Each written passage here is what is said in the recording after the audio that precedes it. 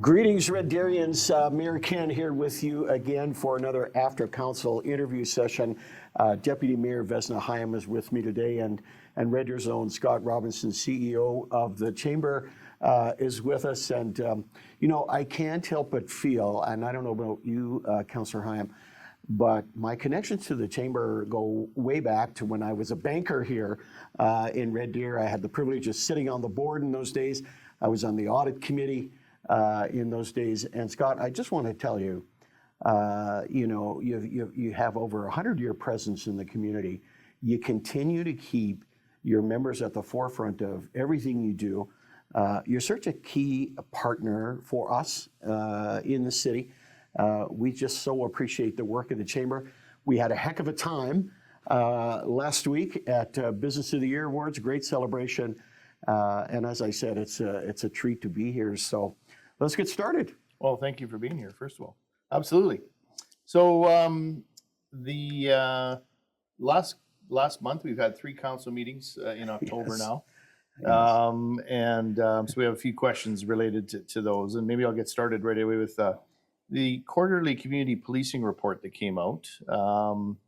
At your October 1st meeting, council was presented with some of the next quarter's policing reports. So Mayor Johnson, maybe tell us a little bit about what you heard from the RCMP, especially around the remotely piloted aircraft system and the success that is having, and what does that mean for community policing? Yeah, thank you for that, Scott. The RCMP, first of all, come to council every 3 months with a policing report, and they detail their statistics in terms of what crimes they're focusing on, what their communication plans are, how they've been involved in the community, all those good things. Our crime stats continue to trend downward, which is wonderful.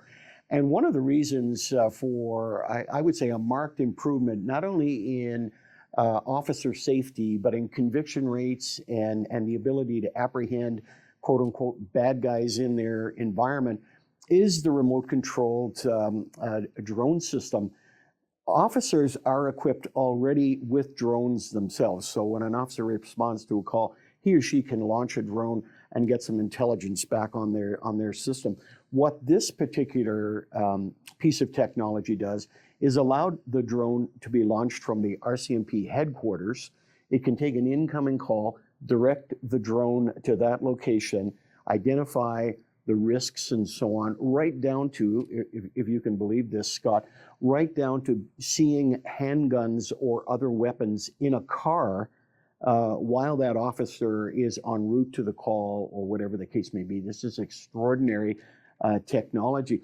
We had the ability to tour the project and the site and talk to some of the folks that were launching it and directing it and so on. They did a bit of a mock drill and so on, had some people hiding out underneath the bridge down by Capstone and that kind of thing. Amazing that within 3 minutes of a call coming into the RCMP that police are on site and they're directed right into the area where these folks are, including any risks of weapons and all those things. So an amazing piece of technology. Certainly I know the Chamber, and rightly so, is looking at the city's budget in this year, this coming year. I won't be surprised that our RCMP unit will be saying our pilot was successful and we want to launch something now in the city and so on. So we may get a funding request. I'm not really sure yet. We'll certainly know in the next little while. K-Division may provide some support there as well. We'll see how that goes.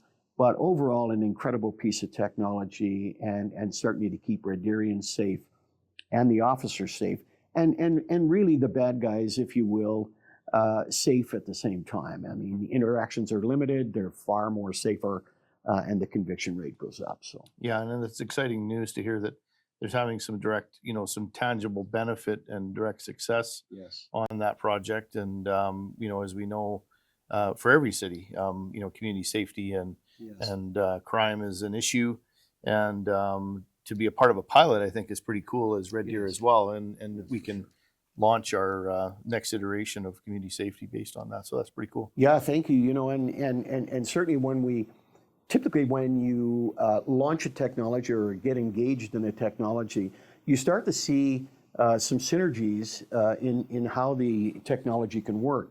So for example, in missing persons, missing children from school playgrounds, these kinds of things, it's certainly been very, very beneficial from that perspective. The ability to call in other supports like ambulance or fire or whatever, even before calls come in. This remote drone, which is, I'm going to say, probably as big as one of your chairs here in terms of surface area and that kind of thing. Again, an incredible piece of technology. Awesome. That's good to hear. So let's shift to the elections bylaw. On October 15th, Council passed a first reading on an updated elections bylaw. Councillor Hyam, can you talk about some of those updates and what's included in that bylaw update? Absolutely. So the vast majority of changes that are being proposed, so first reading was passed on October 15th to our local elections bylaw, which must be passed by the end of the year in order to be prepared for the election next fall. So in the first reading, the vast majority of changes that are being proposed are kind of a fallout from Bill 20, which the province has passed, which calls for various changes to the way in which we manage an election. Mm-hmm. So I just took a few notes from our council agenda just so that I don't miss anything for our audience. But really here are the highlights, the number of signatures. So in the past, every candidate was required to provide 5 signatures of support for your candidacy. Now that is being proposed to change for 100 for a mayoral candidate and 50 for a council candidate. Nomination deposit, in the past, there was no deposit to put your name in the ring for running for council or the mayor. The Local Authorities Election Act, the provincial one, it stipulates that up to $1,000. So you can go from 0 to 1,000. And the city is proposing under this this Elections Act for $100 for both mayor and council to apply to run. And then the rest of them, those are sort of the significant changes for citizens who want to throw their hat in the ring. The rest of the changes being proposed are kind of tied to Bill 20. So there's a permanent electors registry that we need to now maintain, and it will be added to the it's added to the proposed bylaw. Special ballots are now expanded. So you used to have to meet special criteria in order to qualify to receive a special ballot, and now anyone can request a special ballot, but only up to the day of the first advance vote. So you used to request a special ballot all the way up to election day if you met the criteria. Now the criteria is gone. Anyone can meet, anyone can request a special ballot. So what's a special ballot? So it's if you are, for whatever reason, you don't feel like you can make it or you don't wish to make it to a polling station, you can you can mail in a ballot. But it must be received by 4 p.m. on election day. Right. To the City Hall office. Okay. Yeah. Awesome. So printed marking devices to assist visually impaired voters have been prohibited. It's been added to our bylaw because electronic assistive devices were prohibited under Bill 20. That's just a little sort of side note, but another addition to our potential bylaw is vouching for someone else. In the past, you could vouch for someone else for your residence, for your identity, or for your age. And now Bill 20 limits vouching only for residents. So if you live next door to someone, you can vouch that, yes, Mayor Ken is my neighbor, and that's sufficient to prove address. But you can no longer vouch for identity or age. Right. There's also a new section called Standards for Conduct of Scrutineers, and it lists, a whole set of regulations for scrutineer, and it's quite a bit more robust than it has been in the past, and it's modeled after the Elections Act guidelines that the province follows. And then the final one, and probably the most contentious across the province, is the stipulation under Bill 20 that we must use hand counting in our elections going forward, meaning that we can no longer use electronic vote counting machines. So that's been something that, the mayor and council have been very vocal in advocating. The province so far has not relented. They remain fixed that we must do all hand counting. So that is also provided for in the proposed bylaw. So, and that's great detail. So with Bill 20, Mayor Johnson, what was the underlying purpose of Bill 20, and from a local lens, what impact does that have? Yeah, that's a great question, Scott. So when the bill was introduced, which would have been, what is this, October? So I'm going to say late May, early June, when it sort of first appeared as a potential piece of legislation. The underlying reason was to provide more transparency, more reliability, if you will, in the election process per se.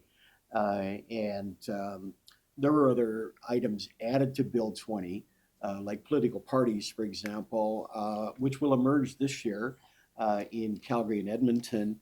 And then depending on how that experience goes, if you will, political parties could be a reality, or likely, I think, will be a reality in Alberta in 2029 once this election is held.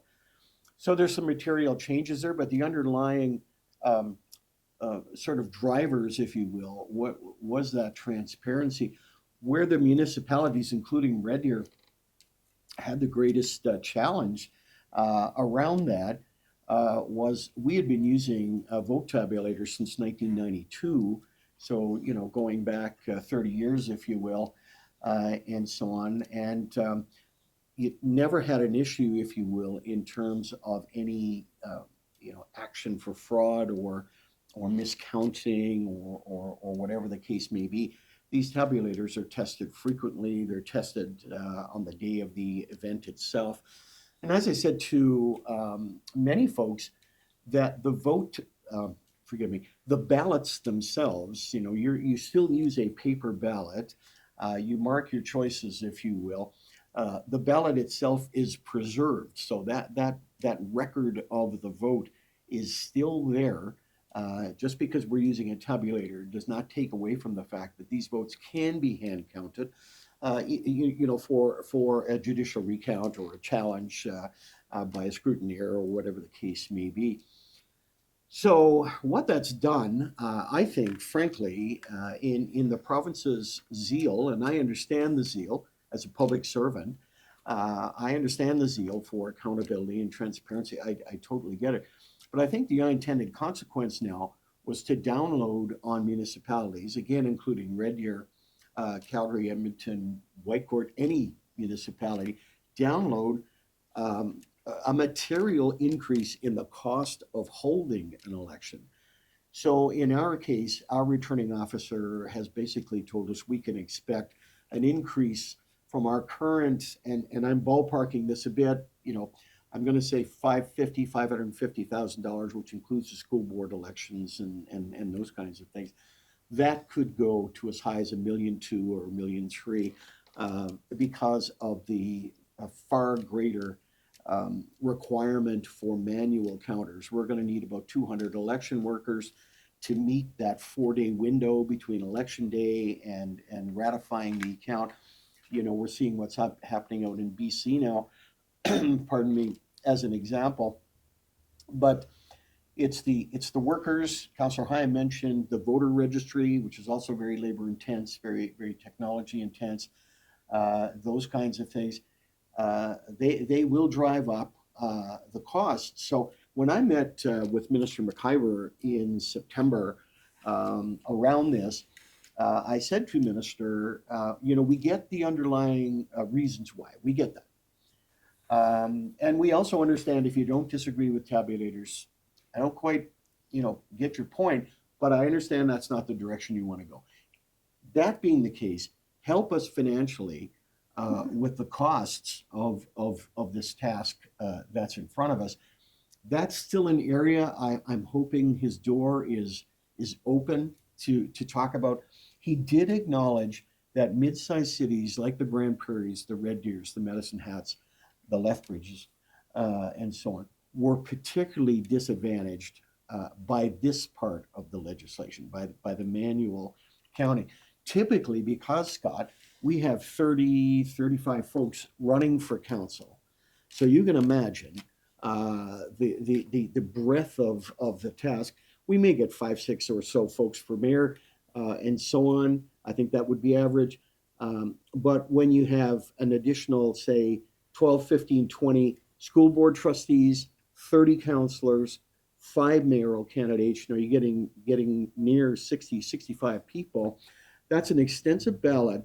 And you can imagine how taxing that would be to keep track of the names and so on, let alone the similarities between names, Johnston and Johnson, and all those things. So we're just asking the province, listen, we get it, we understand it, but for goodness sakes, understand that this is quite a financial hit that nobody planned for. And again, I'll reference the budget because I understand that that's a concern of the chamber. I've only heard this in a rumor, of course. Here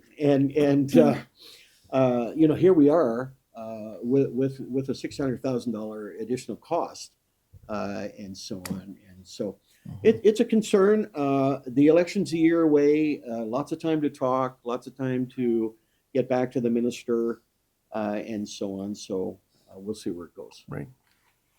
Thank you. That was good. All right, let's move on to my favorite topic, utilities governance. I had heard that, actually. Yeah, no, it's exciting. Over the past several weeks, you've had several items on the agenda pertaining to utilities governance and utilities budget. Yesterday came a report to council to share some additional information. So Mayor Johnson, can you talk to us a little bit about the overall model and the approach the city council administration are taking to explore a modernized governance structure for the city's utilities? Yeah, thank you, Scott. And all kidding aside, thank you for being in that space, because this is a generational issue, a generational question, that council's wrestling with, and in due time the community will be wrestling with, and so on, from a sort of from a broad-based basis. This work really started, I'll say, circa 2020 or so, even 2019. I've been around council since 2013, and we were even speaking of where do we go electrically? Where do we go as a society electrically? And we're certainly seeing that over the last 5 or 10 years. It became very apparent,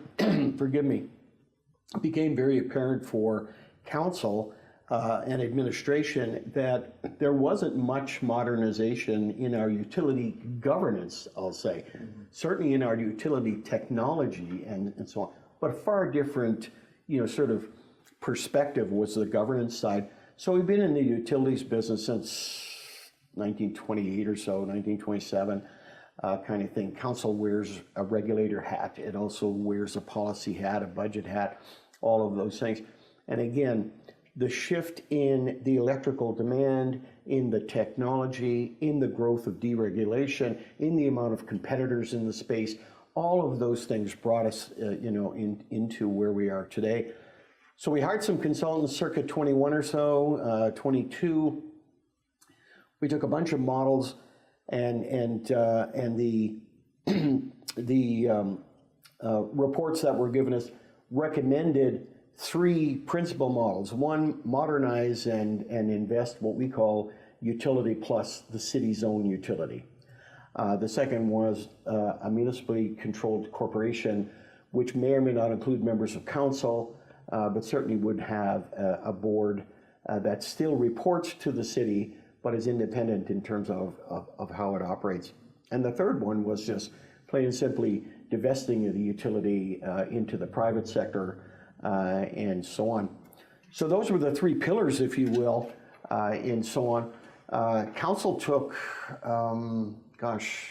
the last 2.5 years or so, boiled them down to say the principle, and I thought about, if I was getting a call from a member of the public today, I would encourage them, to really take a look at the July 22nd council meeting and the video, if you will, the transmission of that meeting in terms of how these models were developed and outlined, what the risks and benefits were of every one, why council decided to get more information on the municipally controlled one, and then understand that council at this point hasn't made a decision per se, but is looking for more information to try to arrive, again, what I'll say, Scott, at a generational decision here.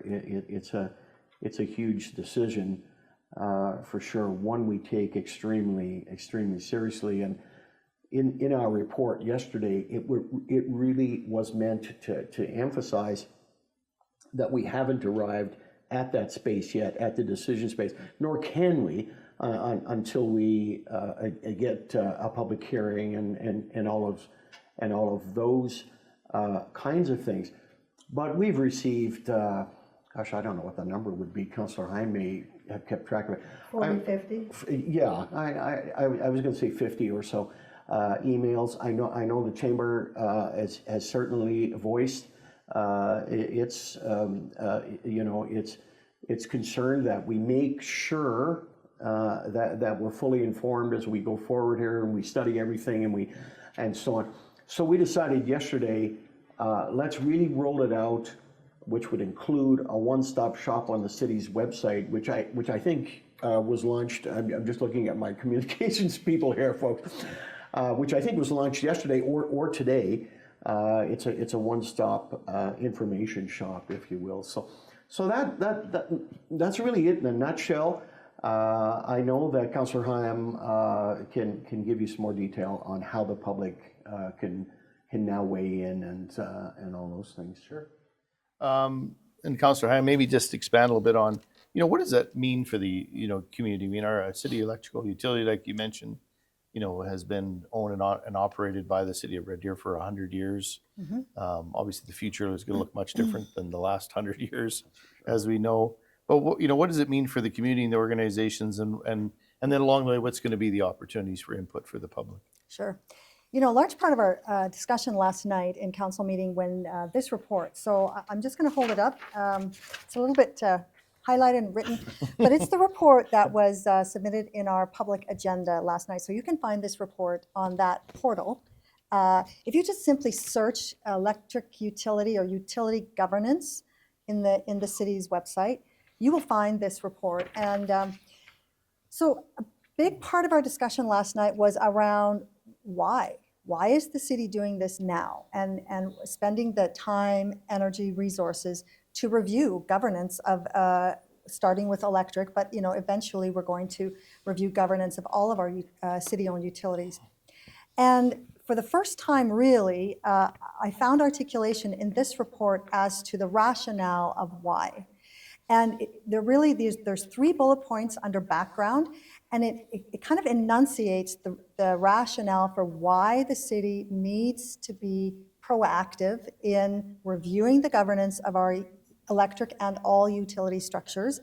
And it begins with the fact that, and you sort of highlighted it, Scott, the fact that we've been in this business, we've owned this electric utility for over almost 100 years.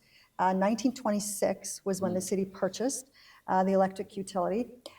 So in that time of nearly 100 years, things have not changed very much in how the city runs the utility.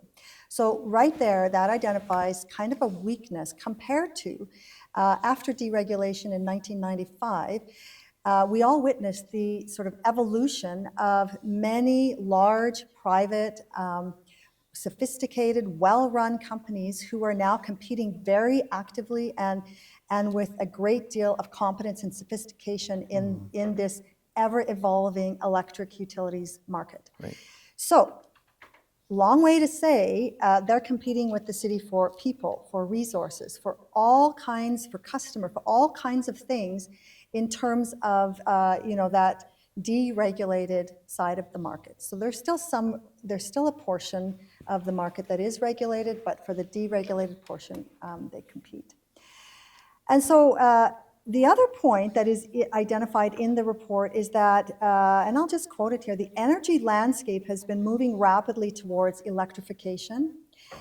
And along with that, the regulatory environment has been very quickly changing, both federally and provincially, to match, climate change, more frequent climate-related incidents and disasters, et cetera. Mm-hmm. So when you combine those two factors of that deregulation of the market, the active involvement of many more private, large, sophisticated companies, and that quickly evolving regulatory environment and the move to electrification, the city has to do something. And it was mentioned many times last night that status quo is not an option.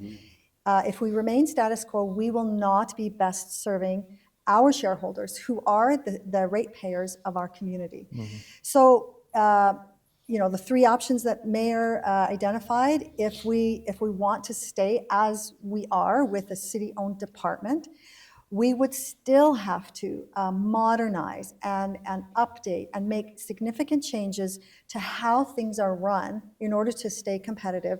Because at the end of the day, we are accountable to our shareholders.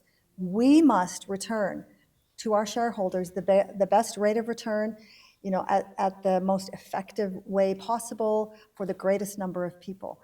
So, that in a nutshell, and it is a very complicated issue. We've been working with this for 2.5 years. But in a nutshell, that kind of captures the rationale for why. And also highlights the opportunities, right? If we can picture either one of those three, there may be financial advantages to the community for either of those three models. And so it's now incumbent upon council to make a decision with input from our community as to which path is going to be the most advantageous for our community going forward. Right. So, and that's great. Just maybe add a little bit more about when the public will have an opportunity to input. Great question. Into the process. Sure. Okay, so next steps is administration is working on preparing for a public hearing. That it hasn't been identified, the date hasn't been noted yet, but likely in the spring. So administration is currently working on, council had some questions, so they're working on a report to bring back to council, and then a public hearing will be scheduled in the spring. And that will be an opportunity. Last night it was referenced that it likely will be a multi-day public hearing with, the anticipated interest of the community on such a generational decision. So it's not far off. It's likely to come in the spring. And there is an interim step, I'll add as well, to Councillor Hyam's answer, Scott. So we've RFP'd for a consultant now to go out and do that community consultation now. And so on, that'll occur over the next couple of months. Would be, for example, typically, without a doubt, the chamber would hear from that consultant and have a very, very free-flowing, robust conversation, if you will, along with any citizens that might be involved in what I'll call workshops or events like that. It's so important that all Red Deerians have a voice, as Councillor Hyam so well said. This is a publicly owned asset now. It doesn't quote belong to the city. It belongs to you and me as members of the city, and so on. We just seek the best information to get this right. We need to get this right, and there are so many interested parties that want to participate in the conversation. They'll also come to the table, certainly with the consultants over the next few months. The public hearing, as you said, Councillor Hyam, you're right. If council decides to go further still, that public hearing would, I'll just say arguably be mid-spring. I'll say May 1st. I have no idea. But mid-spring would be somewhere in that realm. I was reading in one of the media outlets this morning, and I think they captured it quite well in the conversation yesterday. There are options within options, and there are choices within those options that without a doubt it won't be, I don't think it will be anyway, so clear cut as to say pick door number 1, door number 2, or door number 3. I just don't see it that way. There could be hybrid options of any of those, if you will, and so on. So it's a journey. It's a journey that continues, and we'll do our best as elected folks to get it right based on the best impact, the most positive impact to the city that it can have. And I'll just maybe add as a final note, we're beginning with the electric utility, sort of now and over the course of the next year. And then depending how that unfolds and the resolution of that, we will be likely looking at all the rest of our utilities, water, wastewater, storm, and waste management, Right. landfill garbage. Good. Yep. That's awesome. And speaking of that community engagement piece, one of the things, of course, the city has a requirement. You have lots of council committees and groups where you get the citizens' Yes. input. Yesterday's meeting, you officially appointed representatives to all your committees, quasi-judicial boards, external boards, societies. There's 29 vacancies you filled. Maybe just speak a little bit about, Mayor Johnson, a little bit about what's it like to serve on one of those councils or committees, and what is the benefits both to the individual who's serving, but to you as the city in terms of. Yeah, thank you for adding, Scott, the benefit to the city and the benefit to the citizen. I think that's quite intuitive, and I really appreciate you adding that.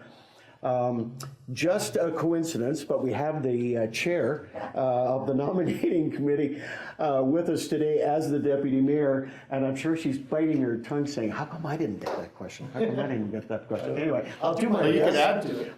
Yeah, you can certainly, and I'll do my best, Councillor Heim, No problem. with it, it's pretty daunting, and I really appreciate your question around the organizational meeting. Sometimes we don't give it enough attention. Yesterday we gave it plenty of attention, and it was really awesome. So pretty daunting anytime you get 29 vacancies.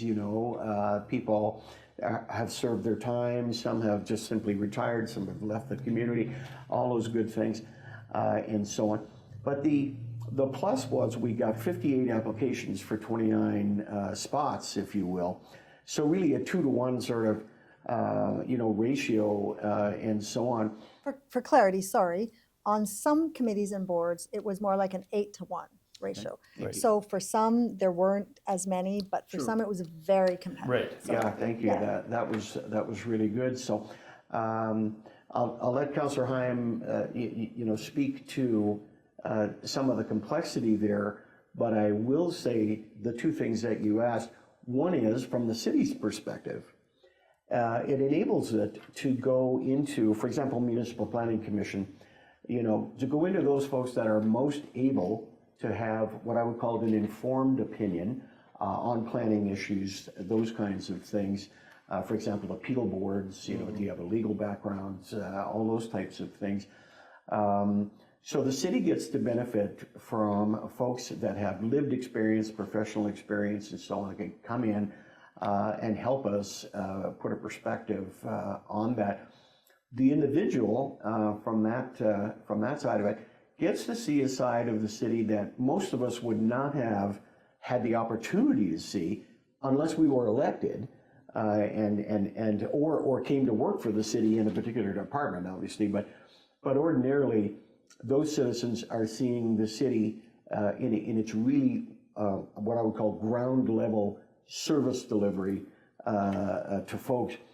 So, for example, Family and Community Support Services is typically a funding agency, but it hears from many agencies in terms of programming and why they should be qualifying for particular supports and so on. So it's very much a two-way street. And, you know, again, coincidentally or not, I would prefer to say not, Councillor Baruma brought a motion yesterday to augment the membership of the audit committee with 2 public members, which is something we haven't had in the past, but it recognizes that not every elected councillor has financial acumen. You know, not every councillor does. And we've been fortunate that our bench is a little deeper that way. But certainly, if you want to add any remarks to Councillor Heim, I mean, thank you for your own service. I thanked you publicly yesterday. I'll thank you again. You know, yeoman service on that committee. So, you know, feel free to add a comment. The only thing I would like to add is it's kind of in a personal vein, which is that serving on a couple of boards in a volunteer capacity, I was recruited by some friends, and it was the catalyst for me deciding to run for council. So I have a real passion for you know, this topic of volunteering within the community, both from the perspective of what it does for people, how it blesses you as an individual when you become engaged and participate in your community. You learn so much, you grow as an individual, and you are blessed. But also the impact it has on our community. So I'll just speak personally, 3 boards and committees that I sat on and currently sit on: Westerner, Riverbend Golf and Recreation Center Society, and Tourism Red Deer. All of those boards are comprised almost exclusively. You do have 1 or 2 council reps on those boards. Westerner has 2, the other 2 has 1 council rep. But the rest of those boards are volunteers from the community. And I will tell you, the caliber of people and the commitment and the competencies and skill sets that they bring to the work of these organizations. I mean, I have a front row seat to observe that.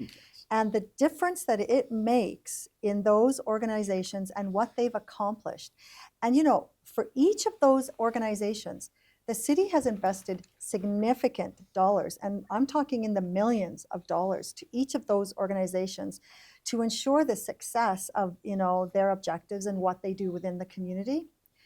And those organizations rely on those boards of directors, comprised 95% of citizen volunteers, to direct and guide from a governance standpoint, you know, the affairs of those organizations. So a lot of impact that you can have as a citizen to become involved in your community. And I'm telling you, the friendships I have made by participating in this way, it's marvelous. That's great. I'm just going to go off script a little bit. Just a curiosity on the response to the Economic Development Review Committee. Just maybe speak to that. I understand there was quite a robust response to that. Yes, I'll let Councillor Heim. The mayor is kept in the background here for all the good reasons. So, you know, all good reasons. That's why we have a nomination committee and so forth. But I'll let Councillor Heim. Yep. I think we're arriving at it, in a few weeks or something? Is that right? Yeah, so the committee, nominations committee met last week.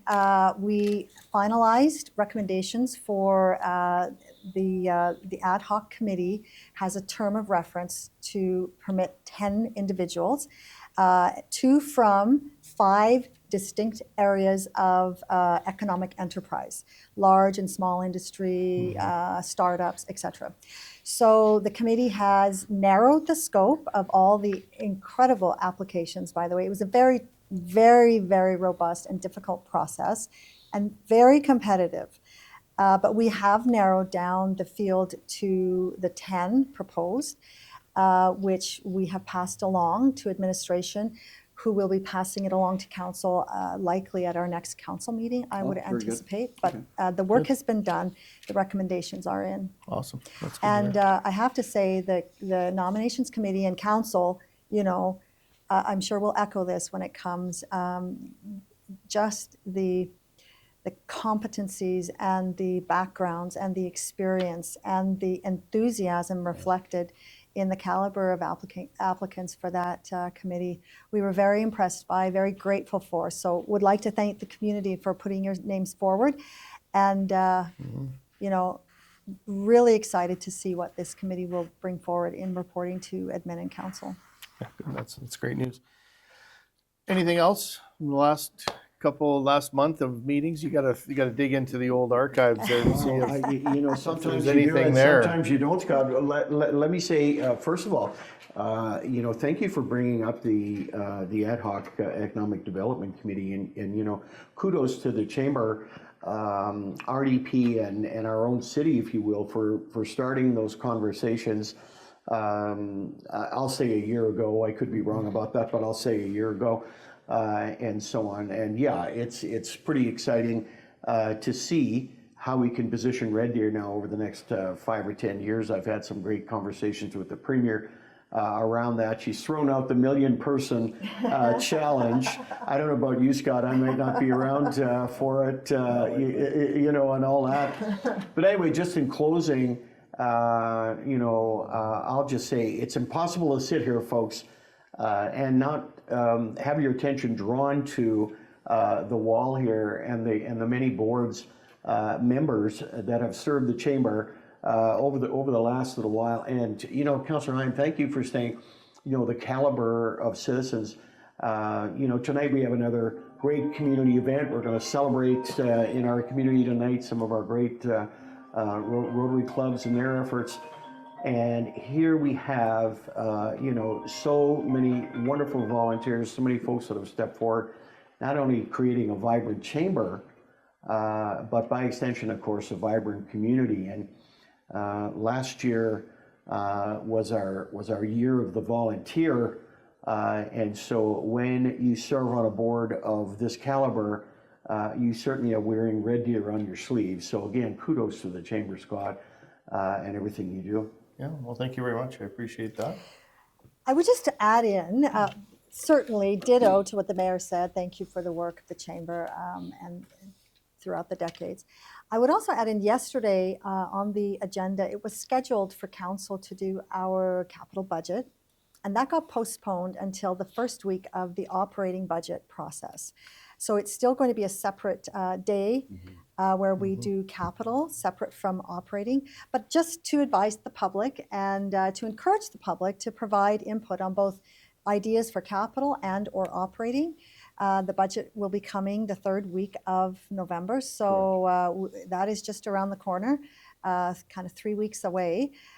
So please go on the website, search City of Red Deer budget, and it'll take you to the actual document when it gets published. I don't think it's been released yet for public consumption. I know I haven't received it, so but it will be released here in very short order. So we encourage our community to have a look, become involved, ask questions, and provide input. Yeah, absolutely. Well, thank you very much for coming to the chamber. Good to Scott, be here. thank We you very appreciate it. much. Thank you. Great, always. thanks so much. Ladies and gentlemen, fellow Red Deerians, this is Mayor Ken, Scott Robinson, and Councillor Hyam signing off, and we'll see you soon. Stay safe, keep our city great. Cheers. Cheers.